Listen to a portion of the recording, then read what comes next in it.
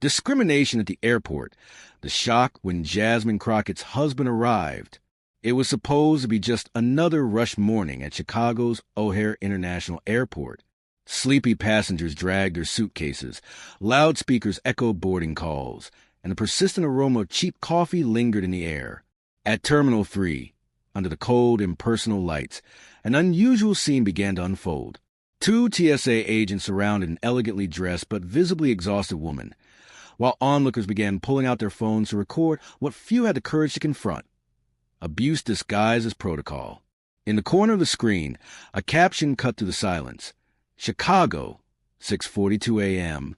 A simple question turned into a national incident. The woman was Jasmine Crockett, a U.S. Congresswoman who, after intense weeks in Congress, was rushing to Atlanta, tried to make it in time for her Aunt Vivian's funeral. But on that chilly autumn morning, neither her political position nor her composure was enough to shield her from what was coming. A technical issue had canceled her seat without explanation, and the simple act of demanding an answer placed her at the center of a storm blending discrimination, public humiliation, and abuse of authority. As Jasmine was isolated under suspicious stares, few could predict what would happen next. In moments, what seemed like just another sad episode of institutional disrespect would turn into something far bigger, something that would not only shake the airport but resonate across the entire country. Because that day, Jasmine was not alone. And the man who would come to her defense wasn't just a concerned husband. He was Daniel Mercer, a retired federal judge, a ruthless strategist, and the kind of man who knew exactly how to turn the tables where many had already lost before even beginning. And he hadn't come to apologize. He had come to change everything. 24 hours before the chaos at O'Hare, Jasmine Crockett was navigating the crowded hallways of the Capitol. It was another long night. Heated debates over fiscal policies, speeches that seemed to drag on endlessly. Jasmine, as always, kept her head held high, though the weight of responsibility was beginning to etch itself onto her features. Between votes, her phone buzzed. A short message flashed on the screen, but screamed at her. Aunt Vivian passed away this morning. Funeral in Atlanta, Saturday. The news hit Jasmine like a punch to the gut. Vivian wasn't just an aunt. She was a second mother, a silent anchor in Jasmine's turbulent life. Even exhausted, there was no doubt she had to be in Atlanta, no matter the cost. Hours later at O'Hare, the atmosphere seemed to conspire against her. Delta Airlines staff, usually courteous to other passengers, turned cold as Jasmine approached. Ryan Foster, a young attendant with a plastic smile and bored eyes, furiously typed at his keyboard. "System issue, ma'am. Your seat's been canceled," he said, not even bothering to look up. To Jasmine, it felt like something deeper than just a technical glitch. It was the kind of treatment she, unfortunately, knew all too well. With all the patience she could muster, Jasmine presented her official congressional ID, hoping for a quick resolution. But Ryan's response was dripping with disdain, a mocking chuckle, followed by a wave to security. To me, this was where the absurdity crossed every imaginable line. It's unbelievable that, in the 21st century, black women, even those holding high public office, are still seen as threats simply for demanding respect. As the commotion grew, so did the tension. A young black child in the line, eyes wide with fear, clutched her mother's hand tightly, scared by the chaos around her.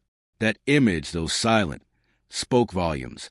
Injustice was being normalized right before the next generation's eyes. Looking at this series of events, it's impossible not to feel outrage. It wasn't just a system error. It wasn't just a communication failure.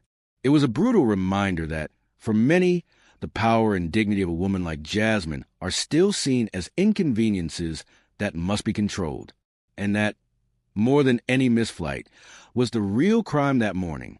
The tension in O'Hare's Terminal 3 was rising like a storm about to break. Jasmine, still trying to remain composed, pulled her U.S. congressional badge from her pocket.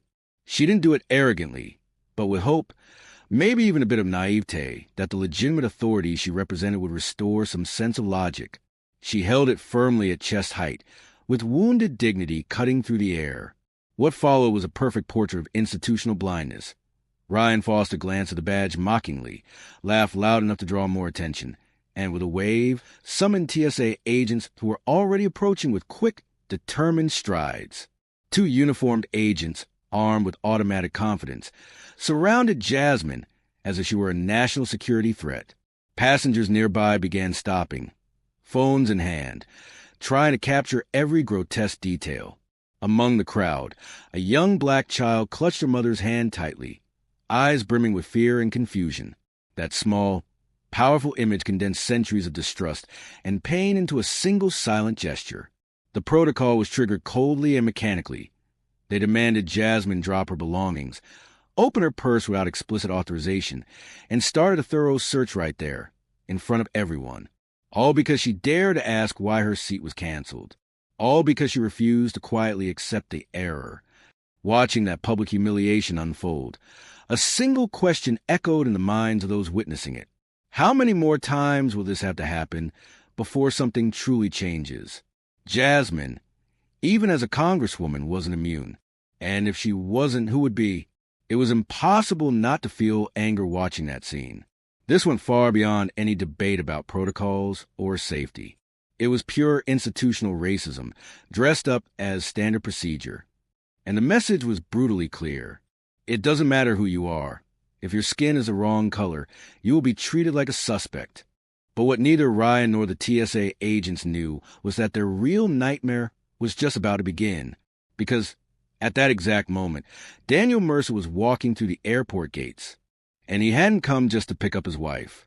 He had come to rewrite that story. Daniel Mercer didn't need to rush. His very presence carried the weight of decades of respect, authority, and finely honed strategy in the courtroom. He wore a sober overcoat, a leather briefcase tucked under his arm, and his old badge from the 7th District Court of Illinois still discreetly pinned inside his jacket. Upon seeing the scene his wife surrounded, her belongings scattered and the cold expressions of the agents hovering over her, Daniel didn't hesitate. Each step he took through the terminal sounded like a silent warning. The scales of justice had just tipped. Without raising his voice, Daniel stopped beside Jasmine, pulled out his badge, and presented it firmly but calmly. Daniel Mercer, retired federal judge, 7th District Court, he announced, his voice slicing through the growing murmur around them. I want the full name of every employee involved in this absurdity. Immediately, the tension in the air was almost tangible. Ryan Foster, once smug and confident, paled. His hands visibly trembled as he tried to reorganize the papers and documents on the counter. The TSA agents, who had been rigid and authoritative just moments earlier, now exchanged nervous glances, like soldiers abandoned on a battlefield without clear orders. Daniel, a master at reading faces and silences, knew the ground had shifted. His posture was relentless, but his voice remained technical and cold, the kind of control only someone used to dismantling weak testimonies in court could maintain. With the whole terminal frozen around him, Daniel demanded immediate access to the TSA incident reports, citing legal precedents and threatening legal action right there on the spot if any documents were altered or withheld. Within minutes, the entire situation had turned upside down. Ryan was no longer the arrogant clerk mocking a lone woman. He was now just a scared kid staring at the ruin of his own career. Daniel's strength came not just from his judicial authority, but from the clarity with which he showed everyone that this fight now had an unstoppable advocate. And at that moment, Chicago began to understand that what was unfolding at Terminal 3 would not be forgotten anytime soon. The airport manager, a disheveled man in a wrinkled gray suit and a panicked expression, rushed in, desperately trying to contain the disaster unraveling before his eyes. He could barely hide his panic as he approached Daniel and Jasmine, his hands fluttering nervously, as if he could sweep the problem away with frantic gestures. "Ms. Crockett, Mr. Mercer," he began, stumbling over his words, "we understand the gravity of the situation. We would like to offer you an immediate upgrade to first class on the next flight to Atlanta, courtesy of Delta Airlines." It was the kind of offer that, in other circumstances, might have seemed like a quick victory. But Jasmine knew, and so did Daniel, that accepting it would mean accepting silence. It would be like saying that the humiliation they had endured could be offset by wider seats and glasses of champagne. Jasmine, taking a deep breath, lifted her gaze to the manager, her voice despite the exhaustion and the pain, came out firm, slicing to the fog of embarrassment they were trying to cast over her. My aunt deserved respect. So do I. A better seat doesn't erase what happened here. There were no shouts, no scenes.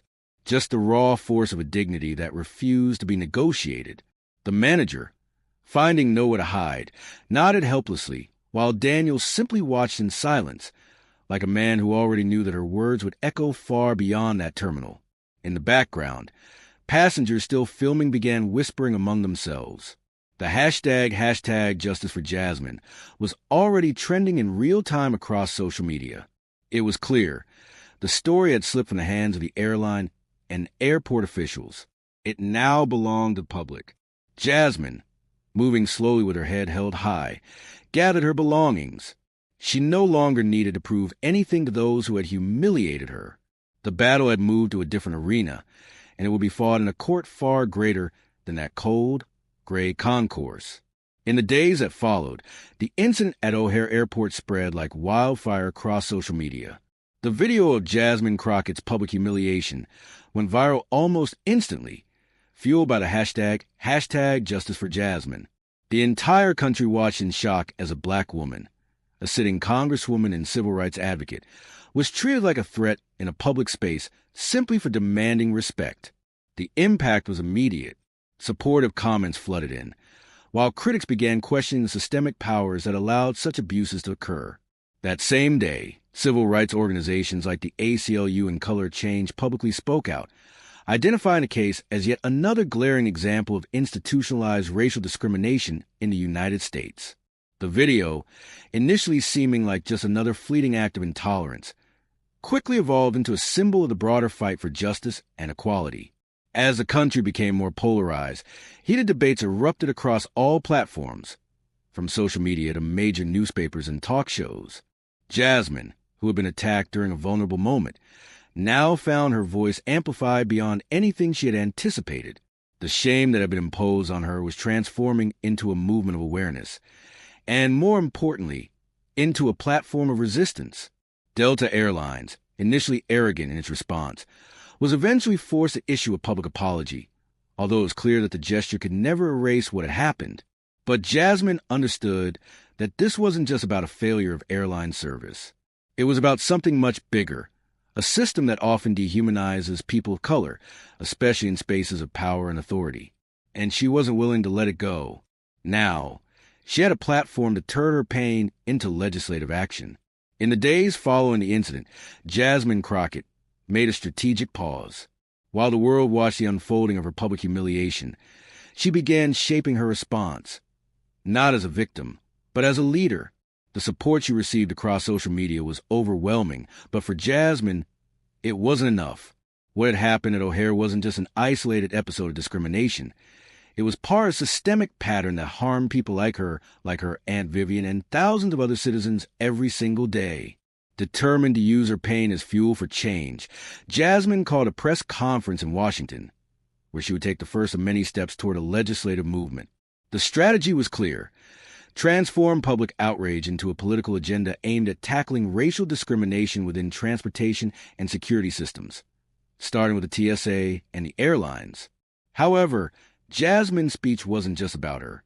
She spoke for every person who had ever been discredited, humiliated, ignored, or treated as a threat simply for existing in a black body. Her voice, firm and filled with conviction, left no room for doubt. She highlighted recent cases of abuse of authority in airports and exposed how the culture of distrust against people of color had infiltrated institutions that were supposed to remain neutral, like the TSA. Meanwhile, the videos continued circulating online, bolstered by first-hand testimonies from passengers who had witnessed the incident. The impact was so powerful that several lawmakers began publicly voicing their support for Jasmine, as pressure mounted on Delta Airlines and other key players within the aviation industry. Jasmine knew the political battle ahead would be difficult and long, but the first step had been taken. She would not become just another statistic. She would be the catalyst for change that would reach every corner of the country. As Jasmine Crockett's story continues to echo across the nation, let's not forget, true change begins when each of us refuses to accept the status quo. By standing up against injustice, Jasmine didn't just challenge a broken system. She lit a flame that is now illuminating the path for all of us.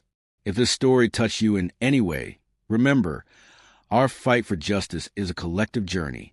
And just like Jasmine, you have the power to make a difference. So if you believe that everyone deserves respect and equality, subscribe to the channel now and don't miss any updates on cases like this. Like this video and share it with your friends and family. Because awareness is the first step toward transformation. Join us in the fight for a fairer world. Turn on notifications so you stay informed about new content discussing today's most urgent issues and most powerful stories. Don't let this flame die out. Share this message and be part of the change.